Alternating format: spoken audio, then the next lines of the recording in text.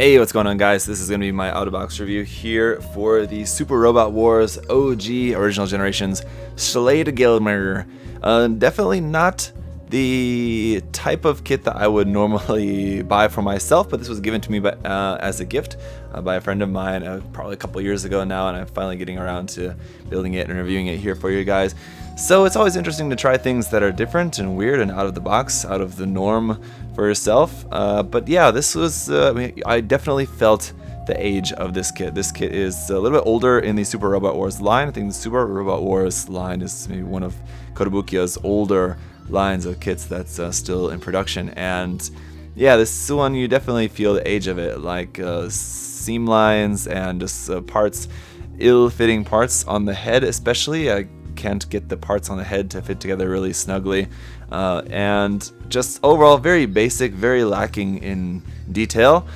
That said, I think it is probably pretty accurate in terms of the amount of detail compared to just like the original artwork. The original artwork isn't super detailed anyway, so it's accurate, and there are a few parts where it's really nicely molded. For example, the part there right on the front of the crotch, we have that really intricate part there with like that kind of cross design there being a part when you have some pre-painting in there as well, and that's like really nice. That's a good focal point for the kit, and overall the different colors and everything going on make this a pretty interesting, cool, attractive looking kit just as it is.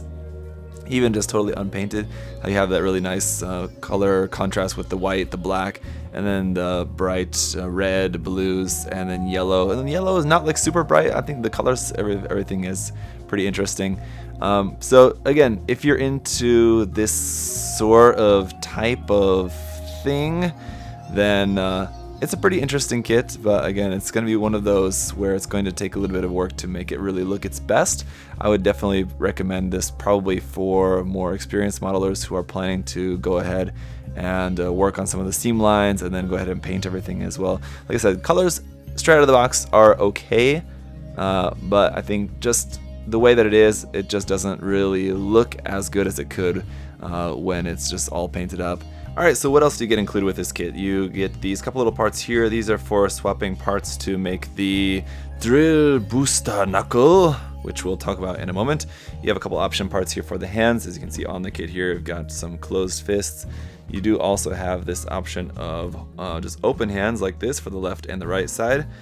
And then we have another option here, which is a holding hand. This would be for our main weapon, which is this massive sword. I want to emphasize how large this thing is when stood up next to the kit itself. It's more than double the total height of this guy. Let me give you an exact measurement here in case anyone was wondering. This is coming in at about 37 centimeters in length, so it's quite long. You could use it as a sword yourself there, maybe if you wanted to fuck somebody up. Also, do be careful because it looks like I already bent the edge of mine, so I'll have to sharpen that back up later because it is really finely molded, and it will come to a point there, but you do just want to be a little bit careful with that. Alright, so let's talk about a few things with this guy. First of all, these parts here around the edge of the sword, I think in the actual game, these parts here on the shoulders come off and form this bit here. So if you want to be super accurate, you can actually remove these parts, and you can remove those ones as well.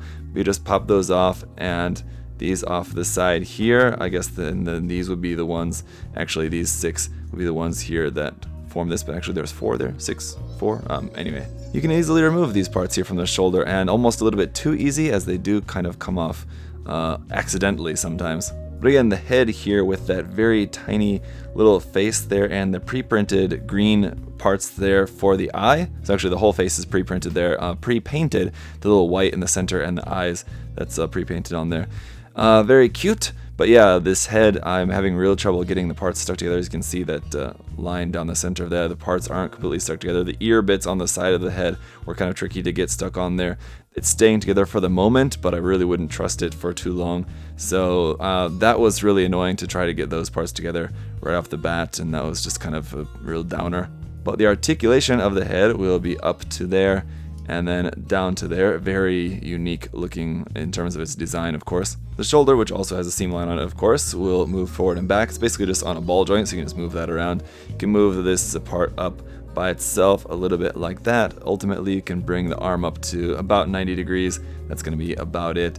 You have some rotation here at the top of the arm and a bend there in the elbow, and then the hand is just on a ball joint, so you can kind of pull that out and move the hand around a little bit.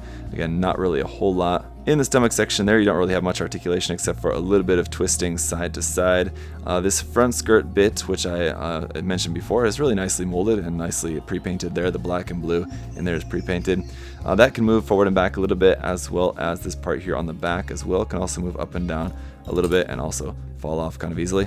As for the backpack, it can move up and down on this point of articulation here, and then each bit here on the side is just on a ball joint, so you can move that around as you need here. For the drills, those can also rotate like that, and they are different. The left and the right ones are different, so make sure you pay attention in the manual as to which ones go where, so that they're not backwards, as if it really would matter too much. But anyway, the legs will spread out to about there. Definitely not too bad, but there's nowhere to plug this onto an action base, so you're never going to really have it in the air. And at this extreme angle, you're not going to be able to get the feet flat to stand like that. You can really only get the feet to stand flat to maybe about to there, possibly. But then because there's nothing else going on here, really, you can get the legs up pretty nice and far there, albeit a little bit out to the side as well. You can bend the knee at a nice double joint there in the knee. Not going to get a full bend, but more than 90 degrees, so not too bad. Nice color separation here with the little white bits and the little yellow bits here on the front of the leg, and just this bit here on the side of the leg as well. On this giant bit here on the toe, that is pre-painted as well. It's molded in blue, and you have that light blue on there is pre-painted. Ankle articulation, again, will go side to side a little bit. Forward, very nice, all the way up like that to there, and then backwards, not too bad either like that. It kind of has like this shape and size of like a normal foot inside there, as you can see, like this part, and then this whole front part is just kind of extra added onto there. So if you like really didn't like that, you could just probably chop that off or something. Really wouldn't be too bad. But once again, here's just a look up underneath the feet there, some okay detail under there, nothing really too crazy. And that's pretty much it in terms of the articulation. Let's talk about the drill boost knuckle. You need to remove this bit from the backpack, remove the hand, remove this part here from the side of the arm, and be careful with this part because this is basically like one blue piece with a red piece attached onto the front, and then on the back there's this another blue piece that attaches into that right there. Make sure that's pushed in really far because I've had that, it keeps wanting to pop out, so make sure you don't lose that part there. And then on our drill part here, you need to remove this part, which is kind of easier said than done. But once that is finally out, then you just swap it in for the option part, which I mentioned earlier, and you need to plug a little poly cap onto there as well. And then you just plug this here back in place of the hand. Now you'll notice that it has the little annoying bit kind of sticking off to the side of there. So you actually will have to like swap them. So the left side will go onto the right hand, and the right side will go onto the left hand in order to have that so that this fin is pointing up and this part is pointing in. So I have to do that. I'm just kind of doing it the wrong way just because I really only want to do it with one hand here just to try it. Put this blue bit back onto the side of the arm like that, and there you go. There's his drill booster knuckle. But obviously the main attraction is going to be that absolutely gigantic sword, and if space is an issue for you, I feel like you might have a little bit of trouble depending on how you want to pose this. You don't have to have it standing straight up like that. You could just hold it like down to the side or something. I'll show you that kind of pose in a moment as well.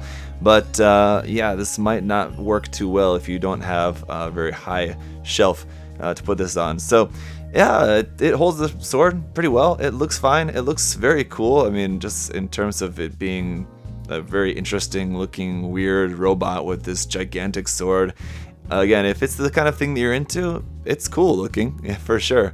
And just to give you guys a little quick size comparison, here you can see it compared to a HD 1/44 scale Gundam, and it's definitely larger. It's not quite as big, I think, as a Master Grade. It'd be kind of similar in size to a smaller Master Grade, kind of similar to like the F91 or Crossbone or Wing Gundams or something like that in terms of its height. Obviously very different in terms of its shape and proportions. It's very bulky and wide and everything, but you can get a sense of scale here. And that's pretty much just about gonna do it here for the Sladegelmir.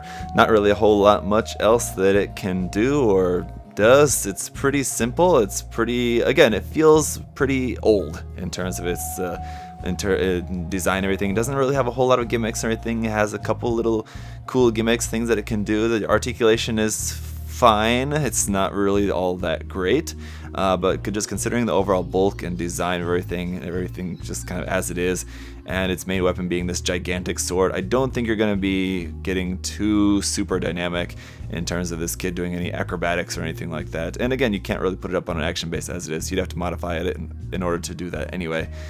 So yeah, for what it is, I think it's pretty cool. As I've been saying the whole time in this review, and I think the main point of this, if this is something that you're into, this particular kind of kit, then it's not all bad. It definitely could use some love, could use some seam line removal, definitely a lot of sanding, some painting, and all that. But once you go through all that, and some more masking as well, because there are a lot of color apps that are missing from this that you will have to mask and paint that. But all said and done, it should make for a pretty cool looking kit. As for its list price being 4,800 yen, that is a little bit high again, just to, for what it is, and it's just like the overall feeling of this, and kind of how much work you really have cut out for you if you really want to make this kit shine.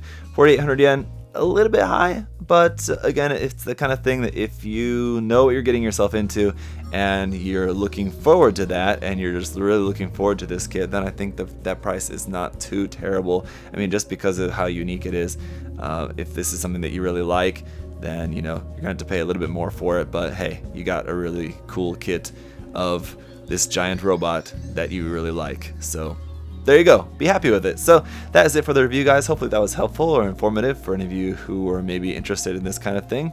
If you do have any other further questions or comments, feel free to leave those down below. I'm sure there's things that I missed just because I'm not really familiar with the source material.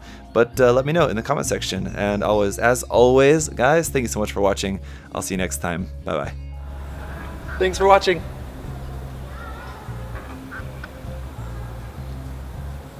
See you next time.